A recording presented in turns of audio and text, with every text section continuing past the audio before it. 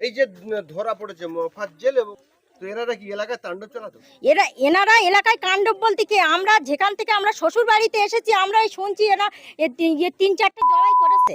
শোনা আমরা শুনছি, মোবাইলই দেখছি। এমনি আমাদের এই আমাদের এই ছোট মার আব্বাকে আমরা এসে দেখেছি যেভাবে তাদের এই মেলা ময়দানে কুপিয়ে খুন করে তাদের ময়দানে ফেলে দিয়েছে।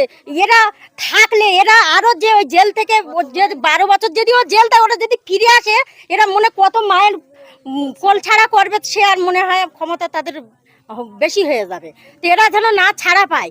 আর আমরা অবিলম্বে তাদের ফাঁসি চাই, ফাঁসি হোক। আমরা রাজ্জাক খানের পরিবার যেন শান্তি পায়। আমরা জনগণ। মুখ্যমন্ত্রীর উদ্দেশ্যে কি বলবেন? মুখ্যমন্ত্রী কেমন মুখ্যমন্ত্রী? এই যে গুলি চালাচ্ছে, বোম বাস্টিং হচ্ছে, মুখ্যমন্ত্রী নিজে গোড়ায় বসে দেখছে আর মজা দেখছে। আর এই শওকত মোল্লাকে আর ওনার নেতা নেত্রীদের টাকা দিচ্ছে। এই যে রাজ্জাক খানকে তার পরিবারের টাকা দেবে, চাকরি দেবে। এখন মুখ্যমন্ত্রী এইটাই করবে। তার এখন ধন সম্পদ আছে, তিনি তো জনগণ তো তাকে গদিতে বসিয়েছে। এই মোফাজ্জেল এবং বিরুদ্ধে অভিযোগ ছিল যে আপনার বাবাকে তারা মারধর করেছে, মেরে দিয়েছে। তারা আজ গ্রেপ্তার হয়েছে, কি বলবেন? তারা গ্রেপ্তার হয়েছে, এখনো পর্যন্ত আমরা খুশি নয়, এখনো আমরা দুঃখিত। যেদিন খুশি হব কোন দিন, যেদিন ওদের ফাঁসি হবে এবং ওদের যাবজ্জীবন সাজা হবে সেই দিন আমরা খুশি। কিংবা রাজ্জাকের ফ্যামিলি তারাও খুশি হবে, কেননা আজকে আমাদের বাবা হারা হয়েছি। এখন এই দুঃখে আমরা বুঝি আমাদের কত কষ্ট, মনে আমাদের কত কষ্ট হচ্ছে, সেই কষ্ট ওনারাও বুঝছে। কিন্তু ওনারা কি করবে? ওনারা শুধু মানুষকে মারতে জানে, আর কিছুই জানে না। এই আপনার বাবাকে আর খালুকে এই মোফাজ্জেল এনারা মেরেছিল কেন, কি উদ্দেশ্যে? কোনো জমি জায়গার সমস্যা না, আমার বাবা সিপিএম করতো, আমার খালু ওই সিপিএম করতো। তার জন্য যদি ওদের পথে আমার বাবা গরিব মানুষের সাহায্য করতো, ওরা তো সেটা চায় না, মানুষের ভালোটা ওরা চায় না। তো তার জন্য রাগ যে তুই মানুষের ভালো করে এতটা ভালো হচ্ছিস মানুষের কাছে, আর আমরা ভালো হতে পারিনি। ওরা আগে সরাতে হবে বলে তার জন্য আমার বাবাকে সরিয়ে দিয়েছে। মামলা হয়েছিল, কেস চলেছিল ওর নামে? মামলা ওর নামে হয়নি, ওরাই কেস করেছিল। ওরা মেরেছে, ওরাই কেস করেছে। দুজন ভালো ছেলের নামে কেস করেছিল। বললো আপনার বাবা আর ওরা হ্যাঁ, ওদের তখন জোর ছিল, টিএমসি পার্টি তখন প্রথম উঠেছে, ওদের হাতে পুরো ক্ষমতাটা। হ্যাঁ হ্যাঁ, আরাবুল তখন সয় ছিল, ওদের পুরো ক্ষমতা। তখন আমাদের হুমকি দিয়েছিল যে তোরা রাজসাক্ষী হয়ে না, রাজসাক্ষী হলে তোদের বিপদ আছে। তার জন্য আমার কোনো ভাই নেই তো, আমার বাবার আমরা দুই বোন, আমাদের ফ্যামিলি আর কেউ নেই। এখন তো সময় আছে, এখন আপনারা মামলা করুন। এখন আমরা করব, কেন করব না? ভাইজান আমাদের সাহস দিয়েছে, আমরা অবশ্যই করব। ভাইজান আমাদের পাশে থাকলে আমরা এগিয়ে যাব, এখনো অনেক দূর এগিয়ে যাব।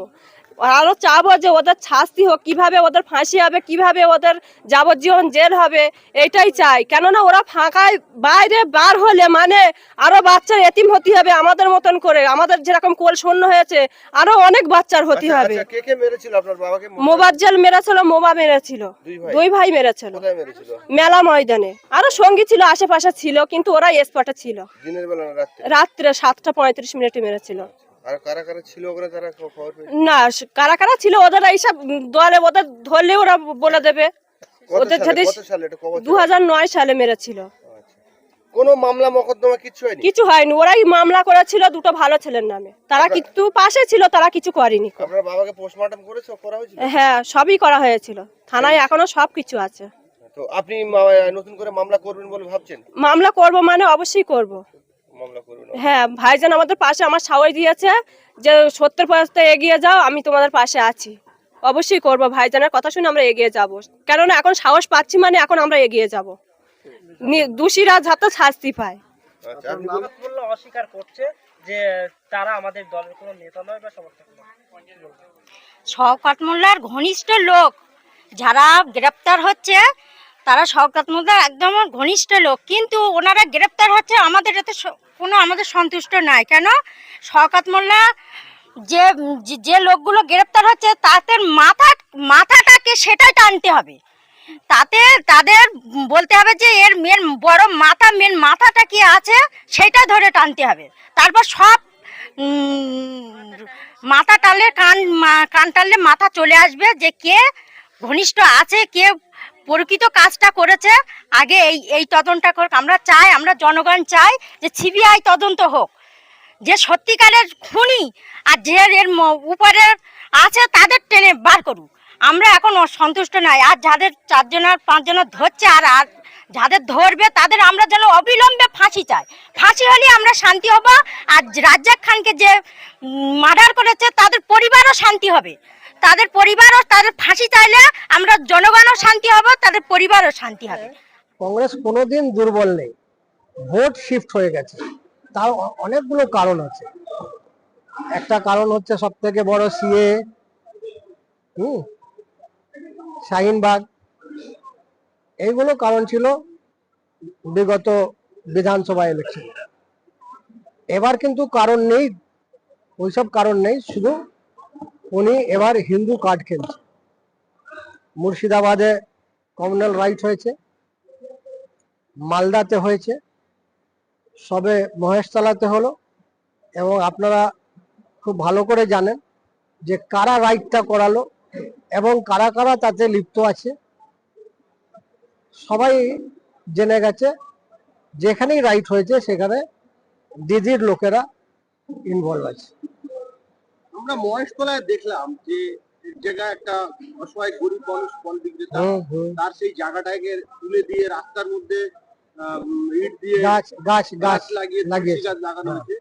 প্রশাসন জানতো নাকি? তারপরে দেখলাম যে সেই গাছ যখন লাগানো হচ্ছে, তুলসীর সঙ্গে সঙ্গে আরো কিছু ফুল গাছ লাগানো হচ্ছে। এক ব্যক্তিকে দেখা গেল যে তিনি এই ফুল গাছ লাগাচ্ছে, তার ছবি বিভিন্ন শাসক দলের মদন মিত্র, দেবাংশু সহ বহু মানুষের সঙ্গে, তার নেতাদের সঙ্গে তার ছবি রয়েছে।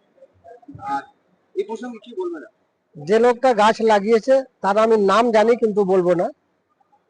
সে আগে ইউথ কংগ্রেস করত, এখন টিএমসির ইউথ কংগ্রেসের তিনি বড় নেতা ওখানকার রবীন্দ্রনগরের। তিনি গাছ লাগিয়েছেন এবং তিনি জানতেন যে ওখানে গরিব লোকেরা ফল বিক্রি করে। ওনার ইন্টেনশনই ছিল যে গাছ যদি লাগিয়ে দিই, ইট দিয়ে যদি ঘিরে দিই, ওর জায়গাটা আর থাকবে না। ওই গরিব লোকেরা ওখানে বকরিদ করতে গিয়েছিল, বকরিদ করতে গ্রামে গিয়েছিল। এই রবীন্দ্র ভবন ইন্দোর হলে একদম ক্রাউড ভর্তি ছিল এবং বেশ কিছু মানুষ কংগ্রেসে যোগ দিলেন। কি মনে করছেন যে কংগ্রেসের নতুন করে আবার জোয়ার আসবে? দেখুন, এই দেশের সব থেকে পুরনো প্যান ইন্ডিয়া পার্টি হচ্ছে ইন্ডিয়ান ন্যাশনাল কংগ্রেস। পশ্চিম বাংলায় যারা প্রকৃতভাবে কংগ্রেস ছিল তার কোল থেকেই বেরিয়েছে মমতা। মমতা যদি কংগ্রেস লিখতে পার্টিতে যদি মুছে দেয়,